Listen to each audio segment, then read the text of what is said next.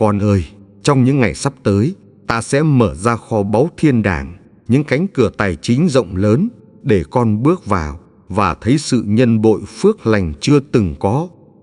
Con đã trải qua những tháng ngày mỏi mệt, lòng con chất chứa những câu hỏi, đôi bàn tay trống rỗng và nỗi lo lắng tài chính cứ dày vò, khiến con mất ngủ từng đêm. Nhưng ta nói cùng con, thời điểm mới đã đến, những lời cầu xin của con không rơi xuống đất, những tiếng thở than con thầm thì đã bay thẳng đến ngai ân điển. Ta đã nghe tiếng con, ta đã thấy giọt nước mắt con, ta đã đếm từng bước chân vất vả, và ta đã chuẩn bị phép lạ dư dật bùng nổ trong đời con. Trong vòng 5 ngày, tài khoản con sẽ đổi khác, không còn cảnh thiếu thốn, không còn nỗi sợ hãi, nhưng là sự đầy đủ, sung túc và nguồn chảy phước hạnh liên tiếp. Con ơi, hãy tin cậy ta, bởi ta không phải loài người để hối tiếc, cũng chẳng phải phàm nhân để thay đổi, nhưng mọi lời ta hứa đều thành sự thật. Ta sẽ cho con thấy, không phải nhờ sức riêng, không phải nhờ mưu kế, nhưng nhờ quyền năng từ trời mà những cánh cửa tài chính bất ngờ được mở ra. Hãy để đức tin con cất tiếng hát thay thế cho tiếng than khóc. Hãy để hy vọng con trỗi dậy thay thế cho sợ hãi, vì ta là nguồn cung ứng đời con. Trong bóng tối, con từng nghĩ mình bị lãng quên, nhưng ta nói rằng con là người được ghi khắc trong lòng bàn tay ta, chẳng bao giờ bỏ rơi, chẳng bao giờ quên lãng. Người khác có thể quay lưng, thế gian có thể đóng cửa, nhưng ta vẫn dang rộng vòng tay, vẫn sẵn sàng mở kho tàng phước hạnh và ban cho con dư dật. Ta kêu gọi con hãy mở lòng, đón nhận sự mới mẻ, hãy mở trí, đón nhận viễn cảnh lớn lao, và hãy mở miệng, công bố điều ta đã hứa sẽ thành hiện thực.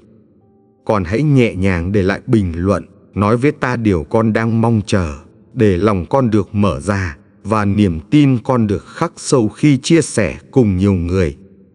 Vì chính khi con công bố, con đang gieo hạt giống đức tin, và chính khi con gieo ra, con sẽ thấy cánh đồng phước hạnh tài chính tràn ngập, không thể đong đếm. Con ơi, đừng nhìn vào hoàn cảnh, hãy nhìn vào ta, đừng nghe tiếng đời, hãy nghe tiếng ta, bởi ta chính là đấng chủ quản mọi nguồn cung ứng. Mọi vàng bạc thuộc về ta, mọi của cải trên đất thuộc về ta, mọi kho tàng trong trời thuộc về ta, và ta là Cha, sẽ ban cho con không thiếu điều gì. Trong 5 ngày, ta sẽ sắp đặt những người con chưa từng gặp, những cơ hội con chưa từng nghĩ, và những cánh cửa con chưa từng dám gõ, nay sẽ mở ra. Đây là mùa ta làm với con, không phải để con chỉ nhận, nhưng để con cũng trở thành kênh dẫn phước hạnh, làm sáng danh ta giữa chốn đời này. Con sẽ thấy, từ chỗ khô cằn, ta khiến mọc lên vườn xanh, từ chỗ khốn khó, ta khiến phước lành tuôn chảy, từ chỗ tăm tối, ta khiến ánh sáng bùng nổ. Ta nói với con, hãy bước đi trong tin cậy, vì bàn tay ta sẽ dìu dắt. Hãy bước đi trong bình an, vì ta đã chiến thắng và giữ gìn con mãi mãi. Con ơi, giờ đây ta tiếp tục thì thầm vào lòng con, ban cho con sự bình an và mở ra đoạn 2 của hành trình phước hạnh thiêng liêng ta đã hứa. Con từng trải qua những ngày dài, trong túi chỉ còn vài đồng nhỏ bé, lòng ngập đầy nỗi sợ, không biết làm sao đủ sống, nhưng ta chưa từng bỏ con. Ta thấy con thở dài, ta thấy con cúi đầu, ta thấy đôi mắt con rơi lệ, và chính lúc ấy ta đã bắt đầu dựng sẵn kế hoạch vĩ đại. 5 ngày không phải chỉ là con số, nhưng là dấu chỉ của ân điển, thời điểm ta muốn con bước vào để kinh nghiệm sự thay đổi lớn lao trong tài chính. Con hãy tin chắc, phép lạ tài chính không đến từ nỗ lực phàm nhân, nhưng đến từ bàn tay quyền năng, đấng đã dựng nên trời đất và làm cho không thành có. Trong vòng 5 ngày ấy, con sẽ thấy nguồn cung ứng đến từ những nơi con không hề nghĩ tới, những dòng chảy bất ngờ, vượt ngoài trí hiểu và dự tính của con. Con sẽ thấy tiền tài không chỉ đủ cho nhu cầu, nhưng còn dư dật để gieo ra, để ban phát, để trở thành cánh tay yêu thương, đem phước lành cho người khác. Ta sẽ biến những điều nhỏ bé trong tay con thành dòng sông tràn ngập. Ta sẽ biến những hạt giống nhỏ bé thành mùa gặt dồi dào không thể đong đếm. hãy nhớ rằng ta là cha đầy yêu thương. Ta không vui khi con sống thiếu thốn, nhưng ta vui mừng khi con bước vào sự sung túc để tôn vinh danh ta. Trong những ngày tới, con đừng ngạc nhiên khi cánh cửa bất ngờ mở ra, có thể qua một người quen cũ, một cơ hội mới, hoặc một lời kêu gọi thiêng liêng. Ta sẽ dùng mọi điều để làm lợi cho con, ngay cả những thất bại từng khiến con đau, cũng sẽ trở thành bàn đạp để phước hạnh tài chính tuôn chảy. Con ơi, đừng sợ sự chậm trễ, vì mọi sự ta làm đều có thời điểm. Đừng so sánh với người khác, vì kế hoạch ta dành cho con là độc nhất vô nhị. Ta đã chọn con để làm chứng nhân về quyền năng cung ứng. Ta đã đặt con làm gương sáng để người khác nhìn thấy phước lành và ca ngợi danh ta. Đừng nghi ngờ khi con chưa thấy ngay lập tức, vì ta muốn rèn luyện lòng tin con, để khi phép lạ đến, con biết trân trọng và dùng nó theo ý muốn ta. Trong 5 ngày, con hãy ở yên trong sự cầu nguyện. Hãy công bố bằng môi miệng rằng ta là đấng cung ứng. Hãy sống trong tinh thần cảm tạ không ngừng. Ta sẽ cho con thấy một cuộc gặp gỡ nhỏ có thể đổi đời, một cuộc gọi đơn sơ có thể mở cửa, một ý tưởng nhỏ bé có thể nhân lên thành tài sản. Không gì có thể ngăn cản dòng chảy ân điển, không thế lực nào cản trở sự ban phát. Khi ta đã phán, trời và đất phải vâng phục để lời hứa thành sự thật. Còn hãy ngước mắt nhìn, đừng chỉ nhìn vào sự trống rỗng, nhưng hãy nhìn vào kho tàng thiên quốc, bởi nơi ấy ta đã ghi tên con trên gia sản phước hạnh.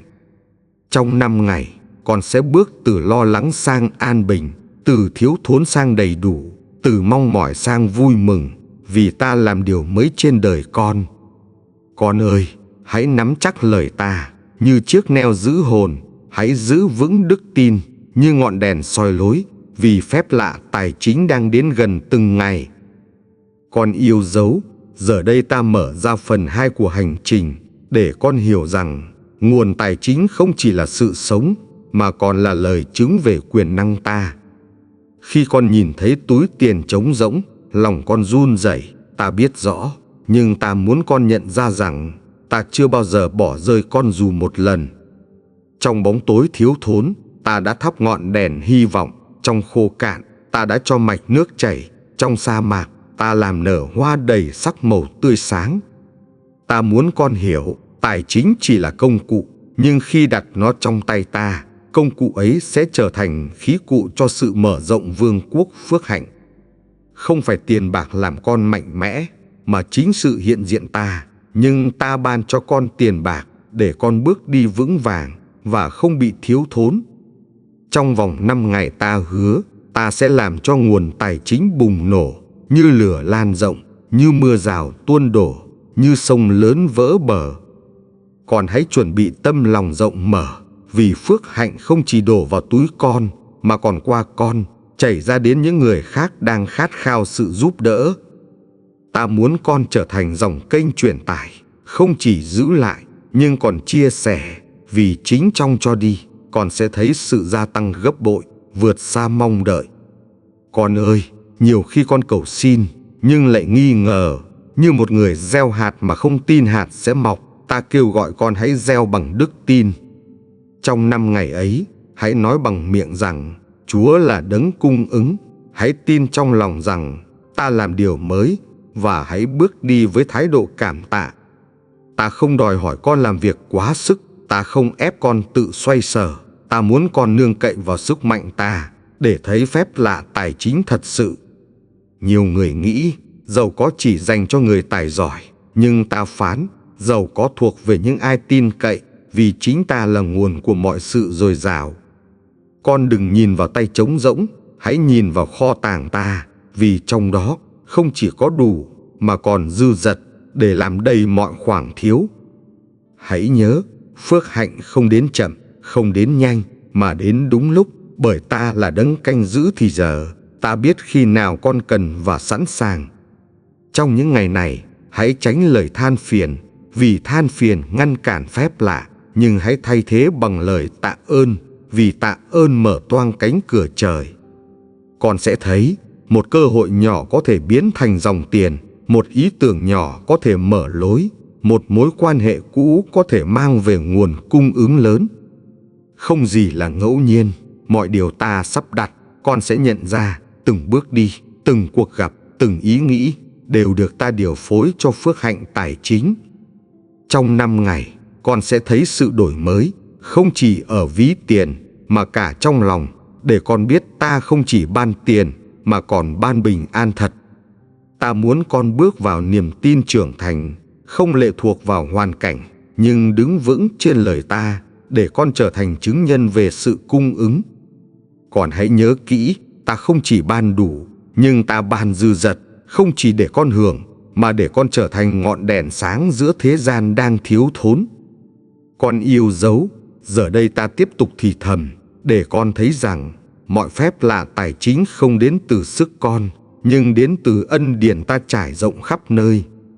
Ta biết có lúc con lo lắng, nhìn vào hoàn cảnh rồi run rẩy, nhưng ta muốn con quay mắt nhìn lên, vì sự giải cứu và nguồn cung ứng đến từ trời cao.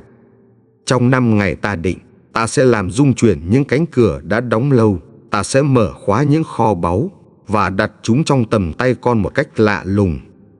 Không một thế lực nào có thể chặn phước hạnh khi ta phán, vì lời ta đi ra không trở về trống rỗng, nó sẽ hoàn thành điều ta đã định cho con. Con hãy yên nghỉ trong vòng tay ta, đừng để nỗi sợ làm chủ, vì sợ hãi làm tê liệt đức tin, nhưng đức tin đem lại nguồn sống và sự sung túc vĩnh cửu. Ta muốn con học cách ngồi yên trước ta, mở lòng ra, nghe tiếng ta thì thầm, vì chính trong yên lặng, con sẽ nhận được sự chỉ dẫn cụ thể. Nhiều khi con mong phép lạ đến tức khắc, nhưng ta dạy con kiên nhẫn, vì kiên nhẫn không làm trì hoãn phước hạnh, mà giúp con trưởng thành và biết cách quản lý. Nếu con nhận được nhiều tiền nhưng không khôn ngoan, nó sẽ rời bỏ con, nhưng khi con nhận kèm theo sự khôn ngoan, tiền bạc trở thành dòng chảy không dứt. Con ơi, ta muốn con thấy, sự thịnh vượng không chỉ là con số, mà là khả năng làm điều ta kêu gọi, mà là sự tự do không còn sợ thiếu thốn. Trong 5 ngày này, con sẽ cảm nhận rõ ràng, từng bước ta sắp đặt, từng cánh cửa mở ra, như bàn tay vô hình đưa con đến vùng đất dư dật. Hãy chuẩn bị tâm hồn bằng sự cảm tạ khi chưa thấy, cảm tạ khi đang chờ đợi, vì tạ ơn trước chính là hành động đức tin đẹp lòng ta. Còn hãy nhìn lại, bao lần ta đã giải cứu con khỏi thiếu thốn, bao lần ta gửi người giúp đỡ, bao lần ta mở ra cơ hội để con thấy ta chưa từng vắng mặt. Hãy viết lại những ơn phước con đã kinh nghiệm, vì ký ức về phước hạnh quá khứ sẽ trở thành nền móng để con đứng vững chờ đợi phép lạ trong hiện tại. Con đừng so sánh mình với người khác, vì kế hoạch ta cho con là độc nhất, thời điểm ta dành cho con cũng riêng biệt, và phước hạnh con nhận được không giống ai. Ta muốn con biết, sự giàu có của con không phải để khoe khoang, nhưng để trở thành nguồn an ủi và làm nhân chứng rằng ta là đấng ban cho dồi dào. Khi con dâng hiến, đừng lo lắng bị thiếu, vì hạt giống gieo đi sẽ mọc thành mùa gặt, và mùa gặt sẽ lớn hơn nhiều lần so với hạt ban đầu. Trong 5 ngày, con sẽ thấy bàn tay ta di chuyển, có thể qua một cuộc gọi, một hợp đồng, một sự khích lệ bất ngờ, và tất cả đều dẫn đến phước hạnh. Đừng coi nhẹ điều nhỏ bé, vì ta thường dùng điều nhỏ để khởi đầu sự vĩ đại, ta thường dùng giọt nước để mở ra cả đại dương. Con ơi, hãy đứng vững, hãy nói lời ta ra, hãy tin rằng phước hạnh đang trên đường đến, vì sự tuyên xưng của con có sức mạnh mở lối cho thiên sứ hành động. Hãy giữ lòng con tinh sạch, không để tham lam che mờ, nhưng để niềm tin soi sáng, vì khi lòng con ngay thẳng, dòng chảy tài chính sẽ luôn trong trẻo, bền vững.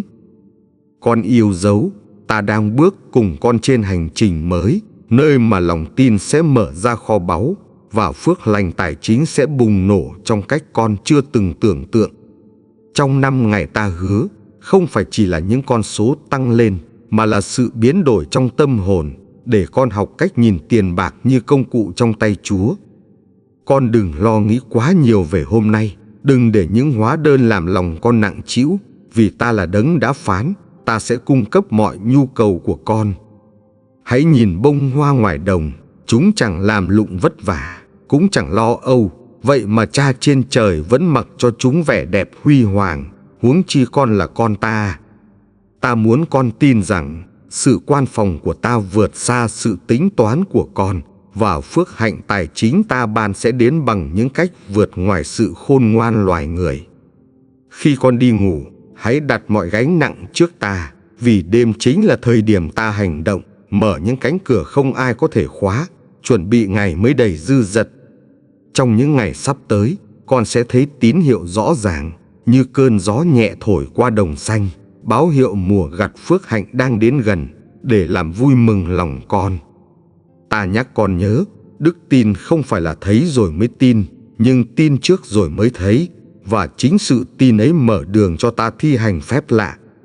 Con sẽ nhận được sự nhắc nhở qua một câu kinh thánh, qua một bài hát hay một lời nói dịu dàng, và tất cả đều được ta sắp đặt để củng cố niềm tin con. Đừng ngạc nhiên khi thấy sự thay đổi nhanh chóng, vì khi ta ra lệnh, phước hạnh không chậm trễ, nó sẽ đến kịp lúc và đến nhiều hơn con từng cầu xin. Ta cũng muốn con học cách trân trọng từng đồng nhỏ, vì ai trung tín trong việc nhỏ sẽ được giao việc lớn, và ai biết quản lý sẽ không bao giờ thiếu thốn. Trong 5 ngày ấy, hãy mở lòng ra để chia sẻ, không chỉ chia sẻ vật chất mà còn chia sẻ niềm tin, vì khi con gieo sự khích lệ, con sẽ gặt sự khích lệ dồi dào. Con ơi, hãy nhớ rằng mọi thứ thuộc về ta, và ta chỉ trao cho con quyền quản lý, để con trở thành kênh dẫn phước hạnh, không giữ lại nhưng làm lan tỏa ra muôn nơi. Ta sẽ ban cho con những ý tưởng mới, có thể qua một kế hoạch, một sáng kiến, hoặc một mối quan hệ mới, và đó sẽ là con đường ta mở ra nguồn tài chính dư dật. Đừng sợ sự bắt đầu nhỏ bé, vì từ hạt mù tạt nhỏ bé nhất ta có thể làm nên cây lớn, và từ điều tưởng như nhỏ ta có thể làm nên phép lạ vĩ đại. Con đừng quên rằng ta không chỉ quan tâm đến ví tiền con, mà còn quan tâm đến sự bình an của con, vì phước hạnh thật không thể tách rời sự bình an. Hãy ngồi trước ta và để ta thì thầm vào tai con rằng phước hạnh không còn xa, nó đang tiến đến gần, từng bước một trong sự quan phòng hoàn hảo của trời cao.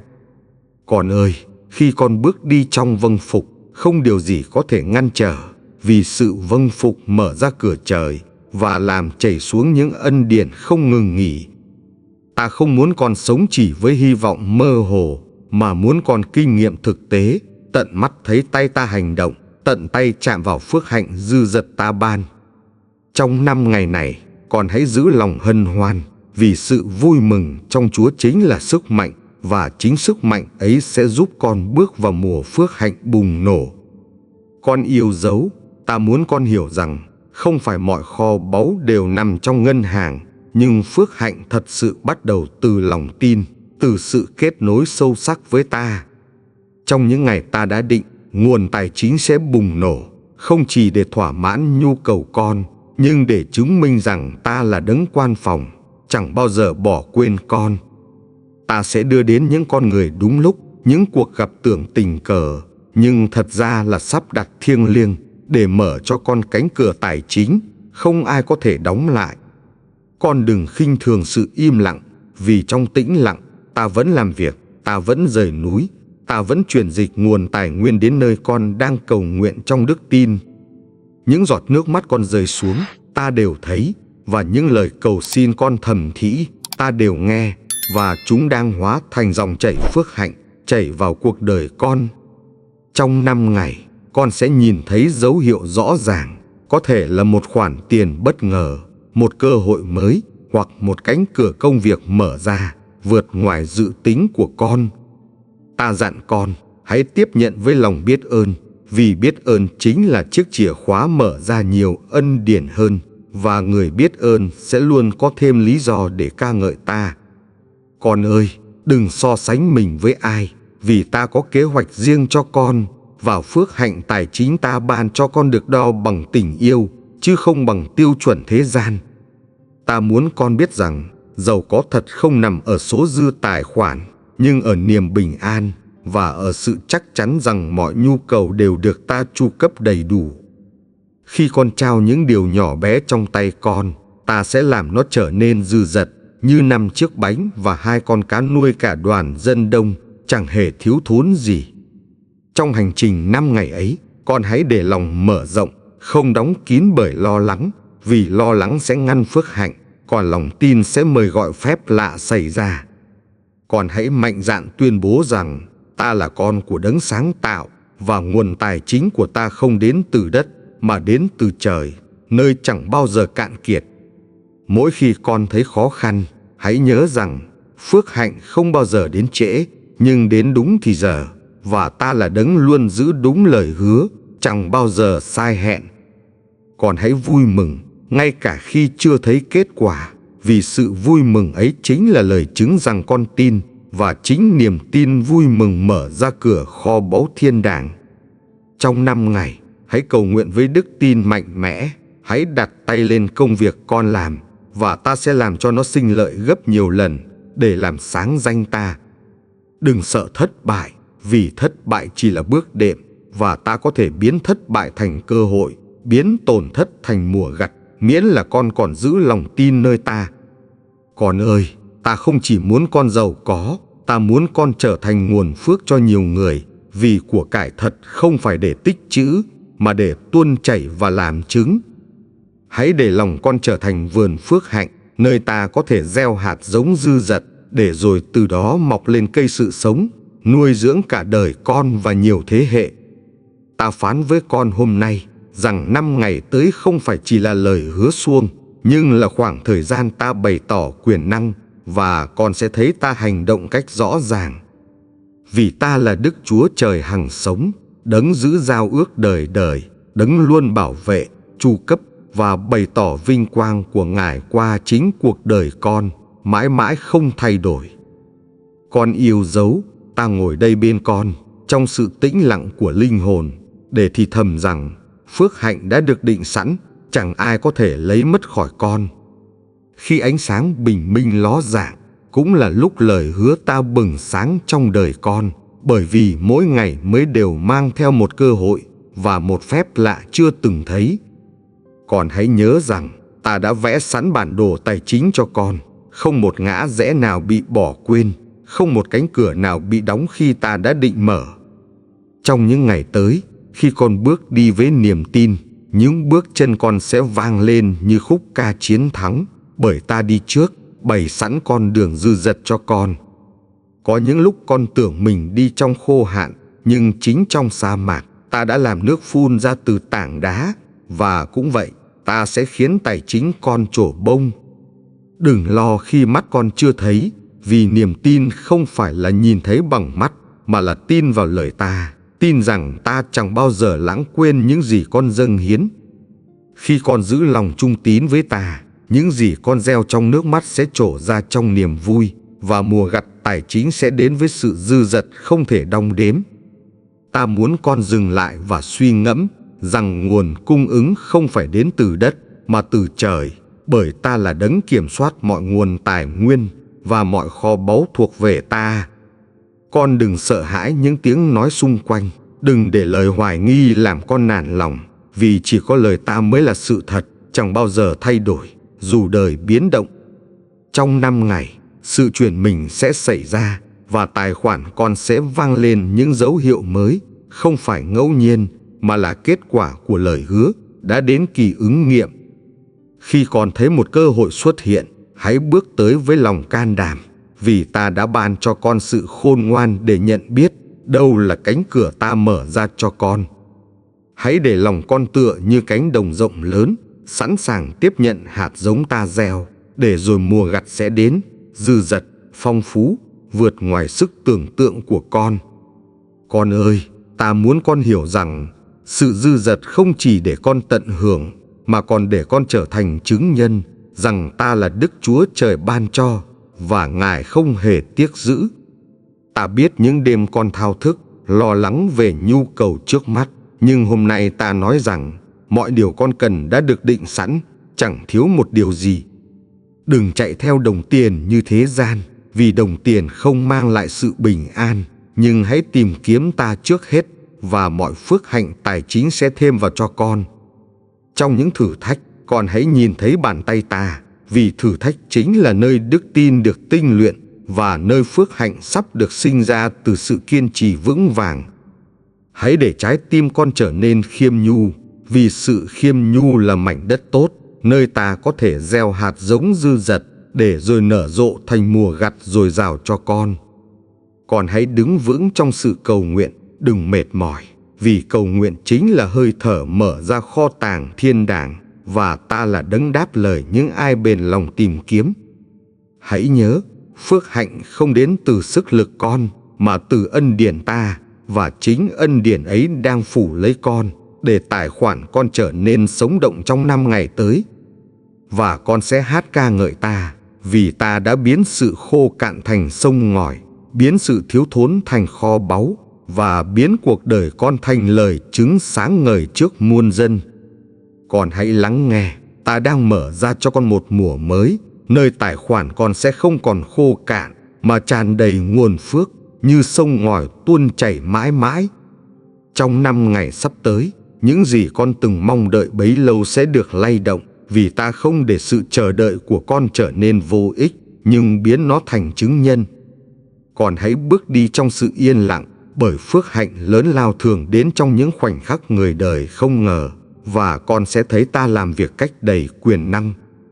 Đừng để sự nghi ngờ kéo tâm hồn con xuống, vì niềm tin con chính là chìa khóa mở kho tàng thiên đàng, để ta có thể ban phước dư dật cho con.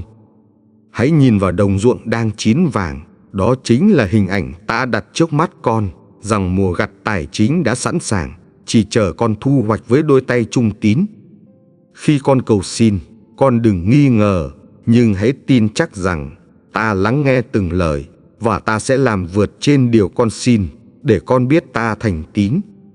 Trong những ngày này, ta sẽ làm rung động những cánh cửa tưởng chừng đóng kín, để chúng mở ra cho con, vì ta là đấng làm phép lạ vượt quá trí hiểu. Hãy kiên nhẫn chờ đợi, bởi hạt giống phải chết đi trong đất trước khi nảy mầm, cũng như những thử thách tài chính của con là tiền đề cho mùa phước sắp đến. Con sẽ thấy sự thay đổi bất ngờ, như giọt mưa đầu mùa làm đất khô cằn bừng sống lại, và như thế, ta sẽ làm tài khoản con bùng nổ nguồn tài chính trong 5 ngày.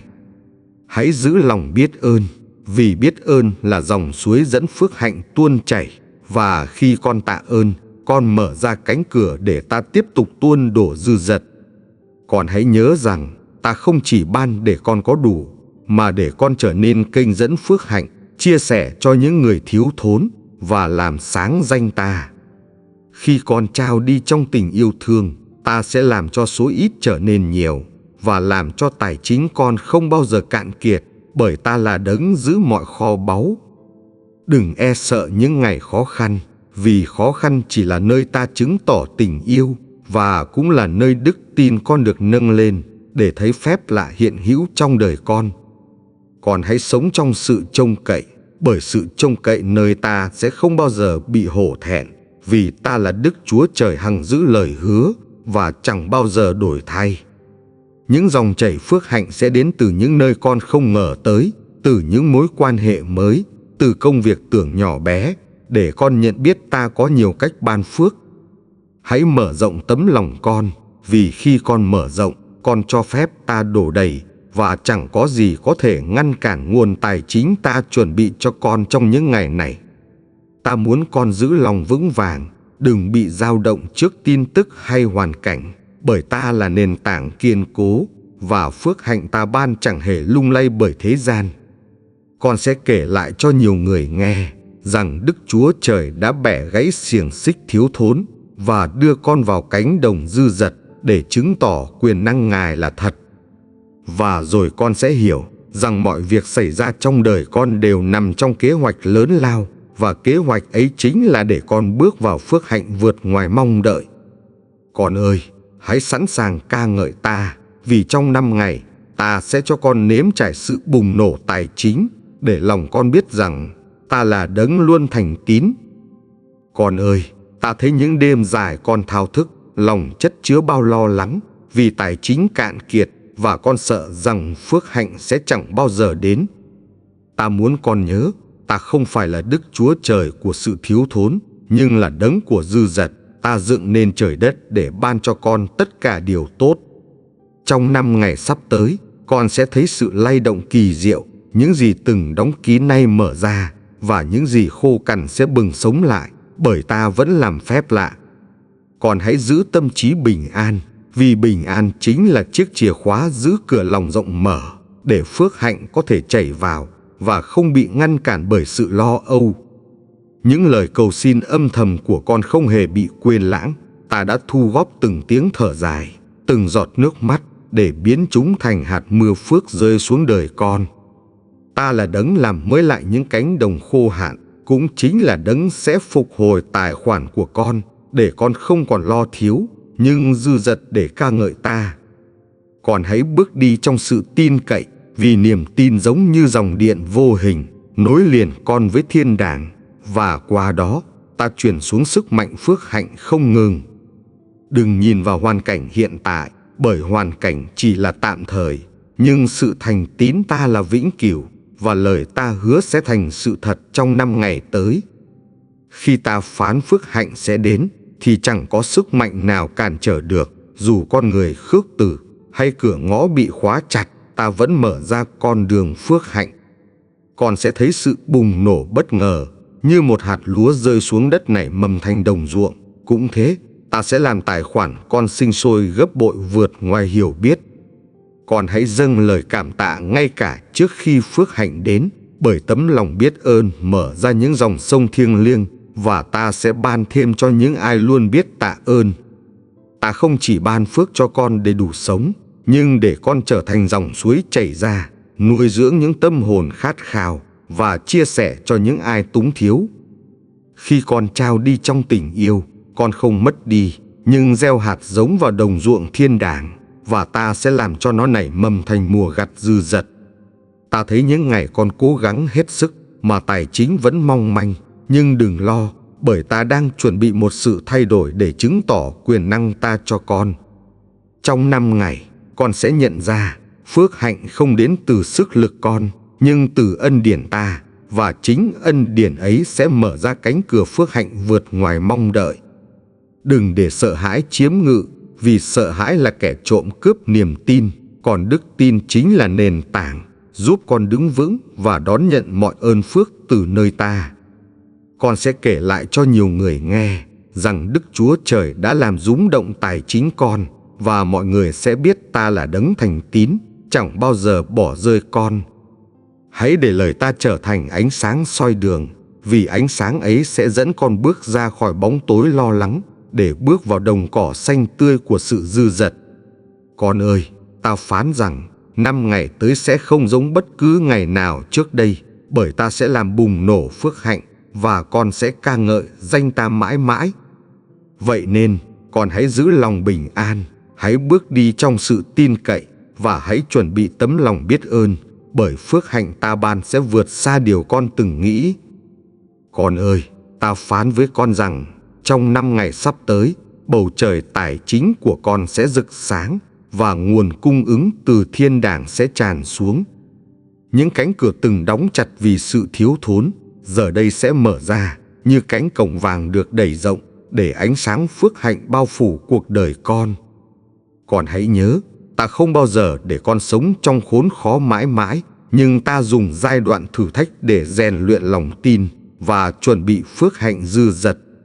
Trong sự chờ đợi, đức tin con được tinh luyện như vàng trong lửa, và khi vàng ấy sáng rực, phước hạnh sẽ đổ xuống, khiến con kinh ngạc và ca ngợi ta.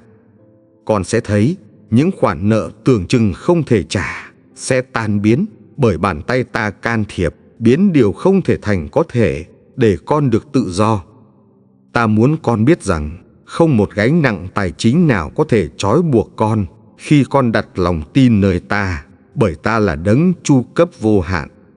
Trong 5 ngày, một sự thay đổi bất ngờ sẽ xuất hiện, giống như cơn mưa bất chợt đổ xuống vùng đất khô cằn, và mọi thứ bừng sống lại trong dư dật. Con hãy mở lòng tiếp nhận, vì khi con tin tưởng, phước hạnh sẽ tuôn chảy như thác đổ, không ngừng nghỉ, và làm no đủ mọi nhu cầu của con. Đừng sợ hãi trước những hóa đơn chồng chất, vì ta là đấng ban mana nơi hoang mạc và nước từ vầng đá khô. Ta chẳng bao giờ bỏ mặc con. Con sẽ thấy một cánh cửa mới trong công việc, một cơ hội chưa từng có, xuất hiện đúng lúc như lời đáp từ trời để giải phóng nguồn tài chính cho con. Những ai từng coi thường con sẽ phải kinh ngạc vì sự dư dật ta ban cho sẽ trở thành bằng chứng về tình yêu và quyền năng vô hạn của ta. Con hãy tạ ơn ngay bây giờ, vì lòng biết ơn là chiếc chìa khóa mở kho báu thiên đàng, và ta vui mừng ban thêm cho ai biết dâng lời cảm tạ. Ta sẽ biến nỗi lo lắng thành niềm vui, biến sự thiếu thốn thành dư đầy, để đời sống con trở thành lời chứng sống động về lòng nhân từ ta. Trong 5 ngày này, con hãy cầu nguyện, hãy gieo hạt đức tin qua những hành động nhỏ bé, và ta sẽ làm những hạt giống ấy trổ bông thành mùa gặt lớn. Đừng quên rằng, ta không chỉ muốn con nhận phước, nhưng còn trở thành ống dẫn phước, để qua con, nhiều người khác cũng được chạm đến tình yêu ta. Ta đã đặt trong tay con những hạt giống, và khi con gieo đi trong lòng tin, ta sẽ nhân bội, để đồng ruộng con ngập tràn lúa vàng dư dật. Con ơi, hãy tin chắc rằng ta đã sắp đặt mọi thứ, không một ngày nào trong 5 ngày tới là vô ích, từng khoảnh khắc đều ẩn chứa phép lạ cho con. Khi con nhắm mắt cầu nguyện, hãy tin rằng thiên sứ ta đang di chuyển, mở ra cánh cửa, tháo gỡ nút thắt và dọn đường để phước hạnh tuôn xuống. Con sẽ không còn sống trong lo âu, nhưng sẽ bước vào mùa vui mừng khi thấy phước hạnh tài chính bùng nổ, như lời hứa ta đã phán với con. Hãy cứ tin, hãy cứ chờ và hãy cứ ca ngợi, bởi trong 5 ngày ta sẽ làm phước hạnh nở hoa, để tài khoản con bừng sáng như vầng thái dương. Con ơi, ta đưa con vào một hành trình mới, nơi mà từng ngày con sẽ thấy quyền năng ta như ánh sáng chiếu soi, phá tan bóng tối vây quanh. Trong 5 ngày này, ta không chỉ ban cho con phước hạnh tài chính, nhưng còn dạy con cách sống trong sự tin cậy, không lung lay trước gió bão đời. Còn hãy nhớ, phước hạnh không chỉ đến từ của cải, mà từ sự hiện diện ta. Khi ta ở cùng con, lòng con được an ổn và mọi thiếu thốn tan biến. Con sẽ thấy nguồn cung ứng chảy đến không chỉ từ công việc, mà còn từ những cánh cửa bất ngờ ta mở ra, khiến con hiểu rằng ta là nguồn duy nhất. Khi con nhìn vào tình trạng hiện tại, có thể thấy sự thiếu thốn, nhưng ta phán rằng đừng nhìn theo mắt xác thịt, hãy nhìn bằng mắt đức tin. Bởi vì trong mắt đức tin, con sẽ thấy sông ngòi tuôn chảy, lúa vàng chín rộ và những kho chứa đầy tràn, sẵn sàng đổ xuống cho đời sống con. Con ơi, ta không muốn con sống trong sự giới hạn, vì ta là đấng dư dật, ban cho không chỉ đủ, mà còn dư ra để con chia sẻ. Trong 5 ngày, hãy dâng cho ta lời cầu nguyện và lòng tin, bởi chính lúc con gieo hạt tin cậy, ta sẽ cho mọc lên mùa gặt phước hạnh lớn. Ta muốn con tin rằng không có tình huống nào ngoài tầm kiểm soát của ta, mọi điều ta đều có thể biến đổi và đưa vào kế hoạch yêu thương của ta. Con sẽ thấy sự thay đổi trong tâm hồn mình, từ lo âu sang bình an, từ sợ hãi sang hy vọng, vì ta phán phước hạnh đã sẵn sàng cho con. Hãy biết rằng mỗi ngày ta thêm sức cho con, không phải chỉ để con tồn tại, mà để con bước đi mạnh mẽ và trở thành lời chứng sống động. Ta hứa rằng con sẽ không chỉ được tài chính dư dật, mà còn được khôn ngoan quản lý, để từng đồng con có thể trở thành công cụ vinh hiển. Con hãy giữ lòng mình khỏi sự nghi ngờ, vì nghi ngờ là hạt giống chết chóc, còn đức tin là hạt giống sự sống, và ta muốn con chọn sự sống. Ta nhìn thấy những giọt nước mắt con rơi trong đêm khi nghĩ đến khó khăn tài chính, nhưng con ơi, ta giữ từng giọt và biến chúng thành ngọc báu. Những lời cầu nguyện con từng thì thầm trong lặng lẽ, giờ đây vang đến thiên đàng. Ta sai thiên sứ mang câu trả lời và đem phước hạnh xuống cho con. Đừng ngạc nhiên khi trong 5 ngày tới, con nhận được tin tức bất ngờ, một sự xoay chuyển kỳ diệu, vì đó là bàn tay ta đang hành động. Ta không bao giờ chậm trễ, mọi điều ta làm đều đúng thì giờ. Con chỉ cần bước đi trong kiên nhẫn và giữ lòng trong sự trông cậy bền vững. Khi con thấy phước hạnh đến, đừng quên chia sẻ niềm vui ấy, bởi sự biết ơn và rộng rãi sẽ mở ra thêm những cánh cửa phước hạnh cho con. Con ơi, hãy yên nghỉ trong tình yêu ta, bởi ta đã viết sẵn trang sách đời con, và trang này ngập tràn sự dư dật, chứ không phải thiếu thốn. Hãy vững lòng, bởi chỉ trong ít ngày nữa thôi, tài khoản con sẽ bùng nổ như dòng sông tràn bờ, vì ta chính là nguồn cội phước hạnh. Con ơi, khi con bước vào giai đoạn chờ đợi, đừng để sự nghi ngờ chiếm chỗ trong lòng, bởi ta vẫn đang hành động và chuẩn bị phước hạnh cho con. Có những điều mắt con chưa thấy, tai chưa nghe, nhưng ta đã sắp đặt trong thiên giới, để chỉ trong khoảnh khắc, phước hạnh ấy sẽ đổ xuống đời con. Con hãy giữ môi miệng mình trong sự ca ngợi, vì lời ngợi khen có quyền năng mở khóa kho tàng thiên đàng, đưa những ân huệ tài chính xuống trên con. Khi con cảm thấy mệt mỏi, hãy ngẩng mặt nhìn lên, bởi ta chính là nguồn sức mới, nâng con dậy và cho con thêm năng lực để bước đi. Con đừng sợ hãi về ngày mai, vì ngày mai đã nằm trong tay ta, và bàn tay ấy đầy yêu thương, đầy phước hạnh, không bao giờ để con thiếu. Con ơi, hãy xem lại đời sống mình, những gì con từng tưởng là thất bại, ta đang biến thành nền tảng vững chắc để xây dựng sự dư dật lâu bền. Khi con trung tín trong việc nhỏ, ta sẽ đặt con trên nhiều việc lớn, và điều đó bao gồm cả sự quản lý và nguồn cung tài chính dồi dào. Ta ban cho con khả năng tạo ra của cải, không chỉ để con sống sung túc, nhưng còn để con trở thành kênh chảy, đem phước hạnh đến cho nhiều người. Con sẽ thấy những cánh cửa đóng bấy lâu nay sẽ tự mở ra, bởi ta chính là đấng cầm chìa khóa, không ai có thể đóng khi ta đã mở. Trong 5 ngày này, hãy để tâm trí con được đổi mới, không bởi sự lo âu, mà bởi lời ta, vì lời ta là ngọn đèn soi chiếu mọi lối. Ta nhắc con, đừng đặt niềm tin vào tiền bạc, mà hãy đặt lòng tin nơi ta, bởi khi con tìm kiếm ta trước hết, mọi điều khác sẽ được thêm cho. Con sẽ không còn cảm thấy mình đơn độc, vì ta luôn ở bên, đi cùng con qua thung lũng thiếu thốn, để dẫn con đến đồng cỏ dư dật.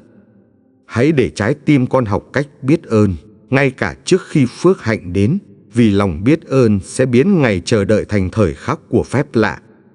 Ta biết có lúc con thấy mình không xứng đáng, nhưng con ơi, phước hạnh không dựa trên sự xứng đáng của con, mà dựa trên tình yêu thương vô điều kiện của ta. Hãy tin rằng, sự dư dật không chỉ để đáp ứng nhu cầu con, mà còn để con trở nên nguồn phước, một ngọn đèn sáng cho người khác đang trong tối tăm. Con ơi, đừng quên rằng, ta không chỉ lo cho con hôm nay, nhưng ta đã chuẩn bị cho cả tương lai, từng bước đi đều tràn đầy ân điển ta. Trong những ngày tới, con sẽ thấy bàn tay ta làm việc, không phải theo cách con mong, nhưng theo cách ta biết tốt nhất, để danh ta được vinh hiển. Nếu lòng con dao động, hãy quay lại nơi cầu nguyện, bởi cầu nguyện chính là nơi con nối kết với nguồn sống và nhận sự bảo đảm từ thiên đàng. Con hãy nhớ, ta là đấng chăn dắt con, và chăn dắt này không bao giờ để con thiếu, nhưng sẽ đưa con vào đồng cỏ xanh và dòng nước an lành. Con ơi, phước hạnh đã định cho con, và chỉ trong 5 ngày, con sẽ thấy sự bùng nổ ấy, không chỉ trong tài khoản, mà cả trong linh hồn con. Con ơi, trong những ngày này, ta mời con mở lòng ra, để đón nhận luồng gió mới từ thiên đàng, mang đến sự thay đổi không ngờ trong tài chính đời sống con. Những cánh cửa con từng gõ mãi nhưng không mở, giờ sẽ mở ra, bởi ta chính là đấng cầm chìa khóa, điều khiển mọi cánh cửa theo thời điểm hoàn hảo. Con sẽ thấy những người không quen biết xuất hiện, họ trở thành khí cụ ta dùng để nâng đỡ, ban cơ hội và mở ra những kết nối quý giá cho con. Ta không chỉ thêm của cải vào tay con, nhưng còn thêm sự khôn ngoan để con quản lý tốt, không để phước hạnh trở thành gánh nặng, mà trở thành nguồn vui. Con hãy nhớ, sự bùng nổ tài chính không đến để con kiêu ngạo, nhưng để con khiêm nhường và chia sẻ phước hạnh ấy cho những người đang cần sự giúp đỡ. Những lời cầu nguyện con từng thốt ra trong đêm vắng, ta đã nghe, và giờ đây ta đang đáp lời bằng sự dư dật tràn ngập vượt quá sự mong đợi của con. Khi con tin cậy ta, phước hạnh đến không chậm trễ, nhưng đến vào lúc con sẵn sàng, bởi ta muốn con không chỉ nhận mà còn đứng vững trong sự dư dật ấy. Con ơi, đừng để hoàn cảnh hiện tại làm con ngã lòng, bởi ta đang vẽ nên một bức tranh lớn, trong đó phước hạnh của con là một phần quan trọng. Ta đã định sẵn để con trở thành người cho đi, chứ không chỉ là người nhận, để qua con, ánh sáng ta chiếu rọi đến những người đang trong bóng tối nghèo khó. Khi con học cách gieo trong sự trung tín, mùa gặt đến sẽ dư dật, và ta bảo đảm rằng không một hạt giống nào con gieo trong ta sẽ bị lãng phí. Trong 5 ngày này, hãy chuẩn bị tấm lòng, bởi phước hạnh đến bất ngờ, giống như cơn mưa rào đổ xuống đất khô, khiến mọi hạt giống chờ đợi đều trổ hoa. Còn hãy để lời ta dẫn dắt từng bước, đừng dựa vào sự khôn ngoan riêng, bởi chính sự dẫn dắt của ta mới mở ra những lối đi dẫn đến dư dật thật. Đừng so sánh hành trình của con với người khác, bởi ta có kế hoạch riêng biệt và nguồn phước dành cho con không giống bất kỳ ai trong cuộc đời này. Con ơi, ta thấy những giọt nước mắt con rơi, chúng không vô ích, bởi ta gom từng giọt và biến chúng thành hạt giống phước hạnh, chuẩn bị nở hoa dư dật. Trong những ngày tới, con sẽ bước vào trải nghiệm mới, nơi con cảm thấy sự tự do, không còn bị gánh nặng tài chính đè nặng, nhưng sống trong bình an dư dật. Còn hãy nhớ rằng, ta là đấng duy trì nguồn nước chảy mãi, để con không bao giờ khát, và nguồn cung cấp ta không bao giờ vơi, chỉ chảy càng thêm mạnh mẽ. Ta muốn con biết rằng, khi con đặt niềm tin nơi ta, con sẽ không thất vọng, bởi ta là đấng hứa và cũng là đấng trung tín giữ lời hứa ấy. Khi con nhìn lại, con sẽ thấy những dấu vết yêu thương ta đã để lại, những phép lạ nhỏ bé từng xảy ra, giờ trở thành chứng cớ cho phép lạ lớn hơn. Con ơi, hãy để lòng tin tràn đầy, bởi chỉ trong 5 ngày, tài khoản con sẽ không còn là nơi trống rỗng, nhưng trở thành dòng sông đầy sự sống dư dật. Con ơi, ta muốn con hiểu rằng sự bùng nổ tài chính ta hứa không chỉ là những con số trong tài khoản, nhưng còn là bằng chứng tình yêu ta dành cho con. Khi con nhìn vào tương lai, đừng để sự sợ hãi che mờ tầm nhìn, bởi ta đang dọn đường và không một sức mạnh nào có thể ngăn cản phước hạnh. Con đã đi qua những mùa khô hạn, nơi con không thấy hy vọng, nhưng ta ở đó, từng ngày nuôi dưỡng con, để hôm nay con đứng vững trong niềm tin. Trong 5 ngày sắp tới, ta sẽ mở mắt con, để con nhận ra những cơ hội đã có sẵn quanh mình, nhưng trước đây con chưa từng thấy bằng đôi mắt đức tin. Con hãy biết rằng, ta không chỉ cho con nhận, nhưng còn đặt trong tay con khả năng quản lý, để phước hạnh không mất đi, nhưng được nhân lên cho nhiều thế hệ. Hãy nhớ, sự dư dật không đến từ sức con, nhưng đến từ bàn tay ta, bởi vậy con có thể nghỉ ngơi trong bình an, mà không phải tranh đấu hay lo lắng. Ta muốn con tập trung vào ta, thay vì nhìn vào giới hạn, bởi giới hạn là của con người, nhưng phước hạnh là vô biên, và ta chính là nguồn dư dật. Con ơi, hãy giữ vững lòng trung tín, vì trung tín mở ra cánh cửa của kho tàng thiên thượng, nơi không có sự mục nát, và không ai có thể cướp mất. Khi con bước đi, ta sẽ chỉ dẫn con đến đúng người, đúng thời điểm, để lời nói và hành động của con mang lại hoa lợi, cả trong tài chính lẫn trong ân điển. Con hãy tin rằng, sự thay đổi này sẽ rõ rệt, không ai có thể phủ nhận, bởi nó đến nhanh, và làm chứng rằng ta là Chúa hằng sống, đấng chu cấp dư dật. Trong từng bước con đi, ta ở đó, khích lệ, nâng đỡ, và chỉ đường, để con không ngã quỵ, nhưng bước cao hơn, gần hơn đến sự thành công mà ta định. Hãy coi phước hạnh như dòng sông chảy, không bao giờ dừng, bởi ta đã hứa, và ta là đấng thành tín, giữ lời hứa trọn vẹn, dù trời đất có đổi thay. Con ơi, chính sự khiêm nhường sẽ giữ con an toàn trong phước hạnh, bởi người khiêm nhường biết rằng mọi sự đến từ ta, và không để kiêu ngạo xâm chiếm. Ta ban cho con của cải, nhưng cũng ban cho con sự khôn ngoan, để dùng đúng lúc, đúng chỗ, và mang lại ích lợi không chỉ cho con, nhưng cho nhiều người khác. Khi con dâng cho ta những điều nhỏ bé, ta sẽ biến nó thành lớn lao, giống như 5 chiếc bánh và 2 con cá, có thể nuôi hàng ngàn người no đủ. Con hãy dọn lòng mình như cánh đồng sẵn sàng gặt, để khi mưa phước hạnh đổ xuống, mọi hạt giống ta gieo trong con đều kết quả và sinh hoa trái dư dật. Trong 5 ngày này, con đừng để sự nghi ngờ chen vào, bởi nghi ngờ làm tắt ngọn lửa đức tin, nhưng tin cậy sẽ mở ra cánh cửa của những điều kỳ diệu. Con ơi, ta muốn con nhớ rằng ta không bao giờ quên con. Từng hơi thở, từng bước chân đều được ta chăm sóc, và phước hạnh con nhận là minh chứng. Ngày sắp tới, con sẽ ngạc nhiên khi thấy tài khoản con thay đổi, bởi đó là sự bùng nổ ta hứa, không đến từ con người, nhưng đến từ chính ta. Và khi ấy, con sẽ biết rằng ta chính là Chúa của sự chu cấp, đấng khiến những điều không thể thành có thể, đấng ban phước dư dật cho những ai chọn lòng tin cậy. Con yêu dấu, ta đang dẫn con vào một mùa mới, nơi phước hạnh tài chính bùng nổ, không phải bởi sức riêng con, nhưng bởi tình yêu dư dật ta rót xuống. Hãy nhớ, ta là đấng duy nhất có quyền mở và đóng cửa, và khi ta đã mở ra cánh cửa chu cấp, không thế lực nào trên đời này có thể đóng lại.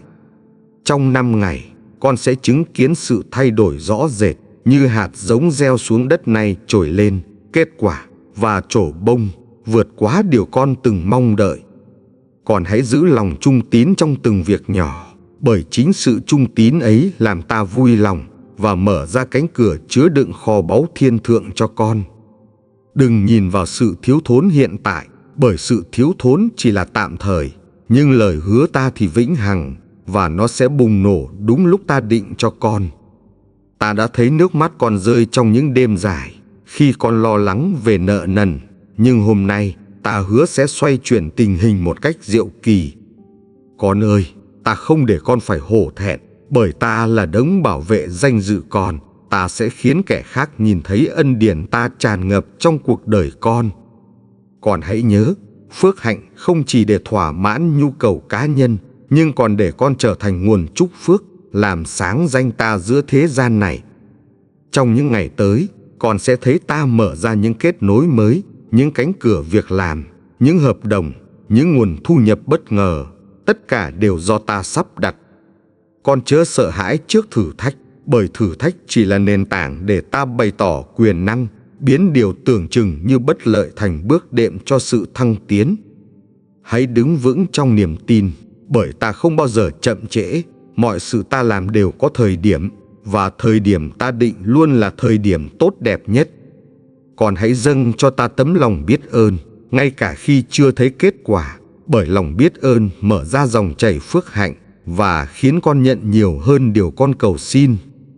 Ta muốn con hiểu rằng tài chính dư dật không phải là mục tiêu cuối cùng, nhưng là phương tiện ta ban để con có thể làm việc lành và mở rộng nước trời. Trong 5 ngày này, con hãy mở lòng ra, bởi ta đang chuẩn bị ban xuống những cơ hội mà nếu con không sẵn sàng, con sẽ không nhận ra khi nó đến.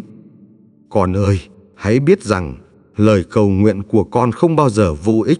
Từng lời thì thầm đều được ta ghi nhớ, và nay ta sẽ đáp lời bằng phép lạ tài chính. Hãy dứt bỏ sự lo lắng, bởi lo lắng làm mòn mỏi linh hồn, nhưng niềm tin đem lại sức mạnh, và khi con tin ta, con sẽ thấy điều kỳ diệu xảy ra. Con hãy chuẩn bị để làm chứng, bởi phước hạnh ta ban không chỉ cho con, mà còn để nhiều người khác nhìn vào và nhận biết quyền năng ta vĩ đại thế nào. Ta muốn con nhớ, của cải đến rồi đi, nhưng ta là nguồn không bao giờ cạn, và khi con đặt niềm tin vào ta, con sẽ không bao giờ phải thiếu thốn. Trong từng ngày sắp tới, con sẽ thấy sự khác biệt, từ những khoản nhỏ bé cho đến những sự gia tăng lớn lao, tất cả minh chứng rằng ta đang hành động. Và khi ấy, con sẽ ngợi khen ta, bởi con biết chắc rằng chẳng phải do sức con, nhưng hoàn toàn bởi ân điển ta, và con sẽ mãi tôn vinh danh ta. Con yêu dấu, ta nhìn thấy lòng con đang khát khao sự bứt phá. Ta biết con đã mỏi mệt khi cố gắng, nhưng hôm nay ta đến để ban sự thay đổi thật sự. Ta là đấng cầm quyền trên mọi nguồn tài chính. Ta có thể khiến những cánh cửa đã đóng từ lâu nay bật mở, và khiến những nguồn không ngờ tới tuôn tràn cho con. Trong 5 ngày này, ta sẽ bày tỏ sự nhân từ, để con không chỉ đủ, nhưng còn dư dật, và chính sự dư dật ấy sẽ trở thành bằng chứng về tình yêu ta. Con ơi, hãy nhớ rằng ta không hề quên những hạt giống con đã gieo trong nước mắt. Này chúng sẽ nảy mầm, trổ hoa và mang về mùa gặt phong phú. Ta nhìn thấy tấm lòng biết chia sẻ của con khi con giúp đỡ người thiếu thốn, và chính những hành động ấy đã chạm đến trái tim ta, mở ra kho báu thiên đàng cho con. Con đừng ngại khi bước đi trong sự dẫn dắt ta, bởi ta không chỉ hướng con đến nơi an toàn, mà còn dẫn con vào miền phước hạnh chưa từng biết trước đây. Hãy can đảm tin tưởng, ngay cả khi hoàn cảnh nhìn có vẻ bất lợi, bởi đức tin của con sẽ mở đường, và phép lạ tài chính sẽ xuất hiện bất ngờ ngay trước mắt con. Con ơi, đừng so sánh mình với ai khác, bởi sự chu cấp của ta dành cho con là duy nhất, vừa đủ, đúng lúc và chính xác theo kế hoạch tốt lành ta định. Trong những ngày sắp đến, ta sẽ đem đến cho con những ý tưởng sáng tạo, những con đường mới mẻ để tăng trưởng, và những nguồn thu nhập chưa bao giờ con từng nghĩ đến. Ta sẽ làm cho đôi tay con thịnh vượng, và công việc con làm sẽ được sức giàu, để kết quả gấp nhiều lần, bởi chính ta thổi hơi sống trên những nỗ lực của con. Con chớ lo sợ về tương lai, bởi ta đã ở đó rồi, và ta chuẩn bị sẵn những gì con cần, để con bước đi bình an, không bị chao đảo bởi thiếu thốn. Hãy để lòng con tràn ngập lời ca ngợi, bởi sự ca ngợi phá tan xiềng xích và khiến thiên đàng mở ra để đổ xuống mưa phước hạnh trên đời sống con. Con sẽ nhìn thấy sự thay đổi trong các mối quan hệ. Ta sẽ đem đến những người nâng đỡ, hỗ trợ và cùng con bước đi, để tài chính con được ổn định và lớn mạnh. Ta không muốn con sống trong nỗi lo âu về nợ nần, bởi ta là đấng xóa nợ. Ta sẽ biến gánh nặng thành cơ hội và đem đến tự do cho tâm hồn con. Con ơi, hãy tin cậy ta trong mọi hoàn cảnh, bởi ta là nguồn cung ứng, và khi con dâng trọn lòng tin, con sẽ kinh nghiệm sự chu cấp lạ lùng vượt quá trí hiểu con. Trong 5 ngày, ta sẽ khiến những sự việc nối kết lại như từng mảnh ghép, để bức tranh phước hạnh hiện ra rõ ràng, sáng ngời và đầy sức sống mới cho con. Con đừng ngại dâng lời cầu nguyện đơn sơ, bởi ta yêu thích tiếng thì thầm từ lòng thành thật, và ta đáp lời không vì lời lẽ hoa mỹ, nhưng vì tình yêu thương. Hãy nhớ, phước hạnh tài chính ta ban sẽ không khiến con lo sợ, nhưng đem lại sự bình an, bởi phước hạnh từ ta luôn kèm theo sự bảo vệ trọn vẹn. Con sẽ trở thành chứng nhân cho nhiều người rằng ta là đấng chu cấp, và qua đời sống con, nhiều tâm hồn khác sẽ được nâng đỡ và được kéo lại gần ánh sáng ta. Và khi ấy, con sẽ ngước nhìn lên, lòng đầy biết ơn, và thốt lên rằng: lạy Chúa, tất cả đều từ Ngài mà đến, con xin dâng vinh hiển lại cho Ngài mãi mãi. Con ơi, ta nhìn thấy trái tim con đang chờ mong, ta hiểu những khao khát thầm kín con giấu trong lòng, và ta đến để thì thầm sự thật dịu dàng cho con. Ta muốn con biết rằng ta chưa bao giờ bỏ rơi con, ta vẫn đồng hành trong mọi bước đi, dù con có cảm thấy cô đơn giữa bao bão tố vây quanh. Trong những ngày con trông đợi, ta đang chuẩn bị những cánh cửa mới, những nguồn tài chính bất ngờ, và những cơ hội công việc vượt xa điều con từng nghĩ đến. Con ơi, phước hạnh không đến từ sự vội vàng, nhưng từ tiến trình ta hoạch định, bởi ta luôn biết khi nào là thời điểm hoàn hảo nhất cho con nhận lãnh. Hãy để lòng con yên tĩnh trong sự chờ đợi, bởi chính trong tĩnh lặng, con sẽ nghe rõ tiếng ta, và biết chắc điều gì ta đã hứa chắc chắn xảy đến. Ta sẽ dạy con cách quản lý nguồn phước hạnh, bởi ta không chỉ ban cho con tài chính dồi dào, nhưng còn muốn con sử dụng nó với sự khôn ngoan. Con đừng ngại khi phải buông bỏ những điều cũ, bởi ta không thể đổ rượu mới vào bầu cũ, và con cần sẵn sàng để đón nhận sự đổi mới toàn diện. Trong 5 ngày ta hứa, không phải chỉ là sự chuyển biến bên ngoài, nhưng là sự biến đổi sâu sắc trong lòng con, để con bước đi với niềm tin vững vàng. Con sẽ nhận ra những phép lạ nhỏ bé, những dấu hiệu tưởng chừng bình thường, nhưng chính chúng là sự khởi đầu cho sự bùng nổ phước hạnh lớn lao. Ta sẽ đem đến cho con những lời xác nhận qua kinh thánh, qua giấc mơ hoặc qua lời người khác, để con biết rằng ta đang làm việc trong đời sống con. Con đừng nghi ngờ tình yêu ta, bởi ta không phải đấng hứa mà không làm. Ta là đấng thành tín, và từng lời ta phán sẽ không trở về vô ích. Hãy để trái tim con luôn ca ngợi, bởi trong lời ca ngợi, cánh cửa thiên đàng mở ra, và phước hạnh tuôn đổ như thác lũ, chẳng điều gì có thể ngăn cản. Ta đã định cho con trở nên nguồn phước cho người khác. Con sẽ không chỉ nhận, nhưng còn trở thành người ban phát, và qua đó danh ta được tôn cao. Con ơi, hãy ghi nhớ, của cải trần gian có thể tan biến, nhưng phước hạnh ta ban sẽ đứng vững, không bị mối mọt, và không ai có thể lấy đi được. Ta muốn con tin tưởng rằng sự bùng nổ tài chính sắp đến không để con khoe mình, nhưng để chứng minh rằng ta là đấng sống, quyền năng và vẫn hành động hôm nay. Con hãy mạnh mẽ bước đi từng ngày, bởi sự trung tín trong việc nhỏ sẽ mở đường cho sự phước hạnh lớn, và ta sẽ trao cho con nhiều hơn nữa. Ta không bao giờ đến trễ, dù mắt con thấy chậm trễ, nhưng ta đến đúng lúc, và khi ta hành động, chẳng có sức mạnh nào có thể ngăn chặn. Con ơi, hãy tiếp tục gieo hạt bằng niềm tin, bằng sự cầu nguyện và bằng lòng biết ơn, bởi ta là đấng biến hạt nhỏ thành mùa gặt dồi dào. Trong 5 ngày này, con sẽ thấy những điều không thể trở thành có thể.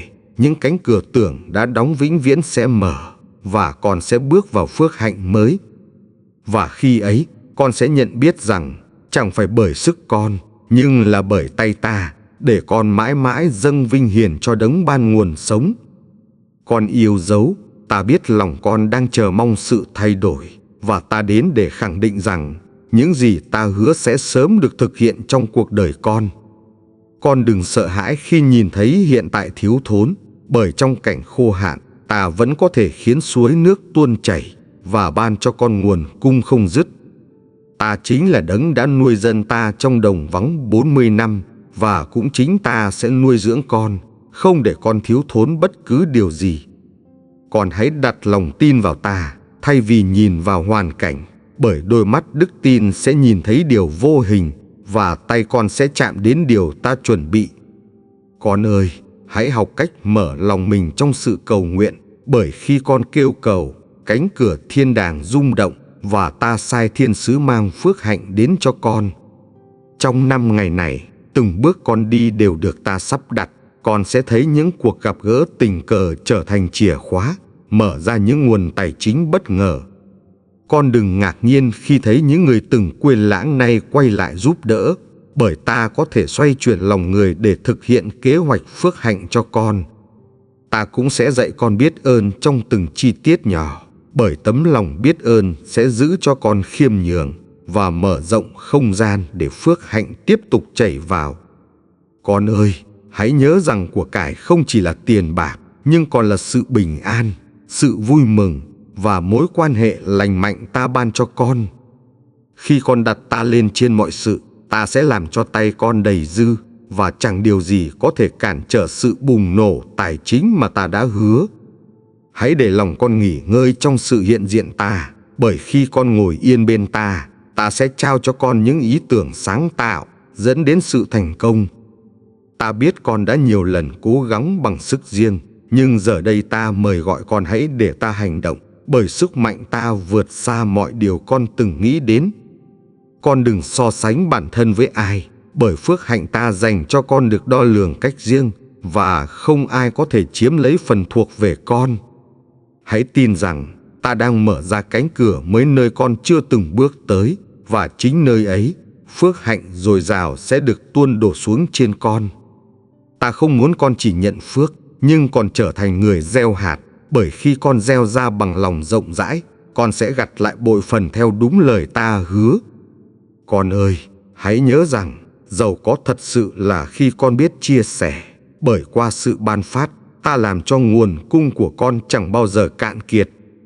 Trong những ngày tới, ta sẽ khích lệ lòng con qua những dấu hiệu đặc biệt, để con biết chắc rằng ta vẫn đang hành động trên hành trình của con. con sẽ cảm nhận được sự bình an lạ lùng tràn ngập như một bằng chứng từ trời rằng ta đã nghe lời cầu nguyện và đang chuẩn bị sự bùng nổ phước hạnh. Khi ấy, con sẽ dâng lời cảm tạ không chỉ bằng miệng nhưng bằng cả đời sống, để vinh quang ta được tỏa sáng qua từng việc làm và từng hơi thở của con. Con ơi, hãy đứng vững, vì ta là đấng hằng sống, và ta sẽ chứng minh tình yêu cùng sự thành tín của ta bằng cách làm bùng nổ tài chính trong đời con. Con yêu dấu, ta biết con đang bước đến ngưỡng cửa của ngày thứ 5, và lòng con tràn đầy kỳ vọng, nhưng cũng pha lẫn những lo âu thầm kín. Con ơi, đừng để lo lắng làm nặng lòng, vì ta là đấng nắm giữ tương lai, và ta đã định sẵn cho con những dòng chảy phước hạnh dư dật. Hãy nhớ rằng, ta không bao giờ trễ hẹn, mỗi sự việc xảy ra trong đời con đều nằm trong lịch trình thiên thượng, và chẳng điều gì xảy ra ngoài tầm tay ta. Trong 5 ngày này, con không chỉ thấy sự thay đổi trong tài chính, mà còn thấy tấm lòng con được biến đổi để trở nên rộng lượng và biết ơn.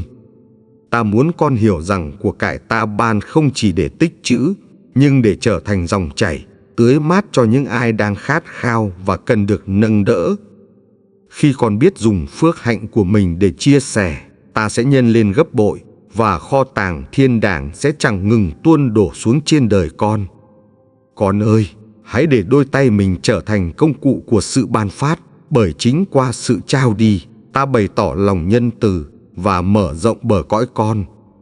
Hãy tin chắc rằng những gì ta hứa đang đến gần, dù mắt thường chưa nhìn thấy, nhưng đức tin con sẽ nắm bắt và biến điều vô hình thành hiện hữu.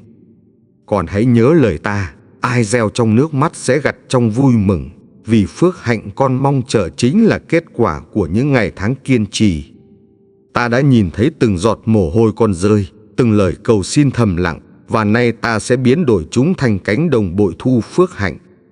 Con đừng ngạc nhiên khi thấy những nguồn tài chính bùng nổ từ những chỗ tưởng như đã khép lại, vì ta là đấng có thể làm điều không ai nghĩ tới. Hãy dâng lên ta tấm lòng khiêm nhường, bởi chính sự khiêm nhường là chìa khóa mở ra cánh cửa kho tàng và giữ cho con khỏi vấp ngã trong thành công. Con ơi, của cải thật sự không chỉ là tiền bạc, mà là bình an trong linh hồn, sức mạnh trong tinh thần và sự vui mừng không ai có thể cướp mất.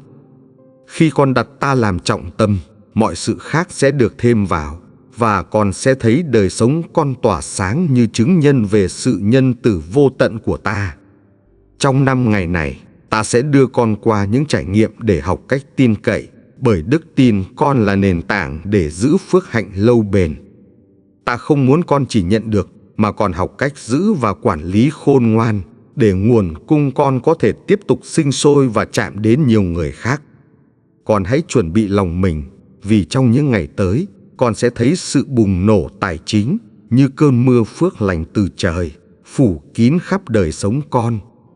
Ta biết con đã chờ đợi nhiều, nhưng chính trong lúc chờ đợi, ta đang huấn luyện lòng con, để khi phước hạnh đến, con biết trân trọng và sử dụng đúng.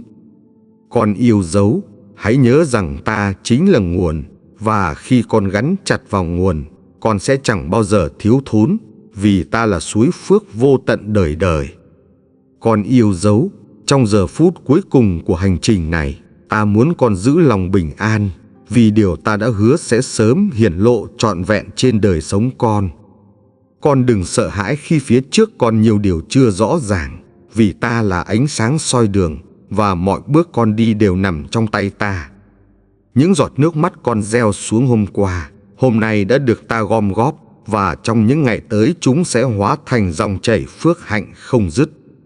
Con ơi, phước hạnh ta ban xuống không phải để con mang gánh nặng, nhưng để tâm hồn con được mở rộng, và đời sống con được tỏa sáng như mặt trời mới mọc. Ta muốn con biết rằng giàu có thật sự không phải nằm trong tài khoản, nhưng nằm trong lòng biết ơn và sự bình an sâu lắng mà chỉ ta có thể ban. Nếu con trung tín dùng những gì con nhận được để gây dựng và sẻ chia, ta sẽ nhân lên gấp bội, và kho phước từ trời sẽ tuôn tràn vô hạn. Con hãy mở rộng đôi tay, đón nhận nguồn chảy thiên thượng, vì ta không bao giờ khép lại cánh cửa phước hạnh cho những ai biết tin cậy nơi ta. Trong những ngày tới, con sẽ ngạc nhiên khi thấy tài chính bùng nổ, không từ công sức riêng, nhưng từ sự can thiệp kỳ diệu mà chỉ ta mới có thể làm. Con hãy nhớ rằng ta ban phước không phải chỉ cho riêng con, nhưng để con trở nên dòng sông, dẫn nguồn nước trong lành đến những vùng khô cằn quanh con. Ta nhìn thấy lòng con đã chịu đựng nhiều khô hạn, nhưng nay mùa mưa đang tới, và những hạt giống đức tin con gieo sẽ trổ bông kết quả dư dật. Con ơi, hãy bước vào mùa gặt mới với niềm vui, đừng giữ lòng nghi ngờ, vì ta là đấng thành tín, và lời ta chẳng bao giờ trở nên trống rỗng. Nếu có khi nào con thấy mỏi mệt, hãy ngước mắt lên, bởi ta chính là nguồn sức mạnh, và trong sự yếu đuối của con, quyền năng ta được bày tỏ. Con không cần lo lắng về ngày mai, vì ta đã sắp đặt từng khoảnh khắc, và con chỉ cần giữ lòng tin tưởng, bước đi trong sự hiện diện của ta. Con yêu dấu, đây là lúc con viết nên trang mới trong đời sống, một trang đầy ân điển, nơi tài chính, tinh thần và linh hồn con đều được no đủ. Ta đã hứa sẽ làm bùng nổ tài khoản của con trong 5 ngày, và khi điều đó xảy ra, con sẽ biết rằng mọi vinh hiển thuộc về ta. Con hãy chia sẻ niềm vui này cùng những người khác, vì khi con làm chứng, phước hạnh con sẽ không ngừng nhân lên, và tình yêu ta sẽ lan tỏa khắp nơi. Hãy để lại lời bình luận như một dấu chứng đức tin của con, để chính môi miệng con tuyên bố phước hạnh, và cũng để nâng đỡ những tâm hồn khác. Ta vui lòng khi thấy con không chỉ nhận, nhưng còn trở thành nguồn khích lệ, bởi chính điều đó là bằng chứng con đang bước đi đúng trong ý muốn ta. Con ơi, giờ đây hãy để lòng con tan chảy trong tình yêu ta, vì ta sẽ luôn đồng hành, và chẳng bao giờ để con thiếu thốn hay đơn độc. Khi kết thúc hành trình này, con sẽ bước vào mùa mới, nơi bình an và tài chính hòa quyện, và con sẽ hát vang khúc ca, lời Chúa mỗi ngày chữa lành.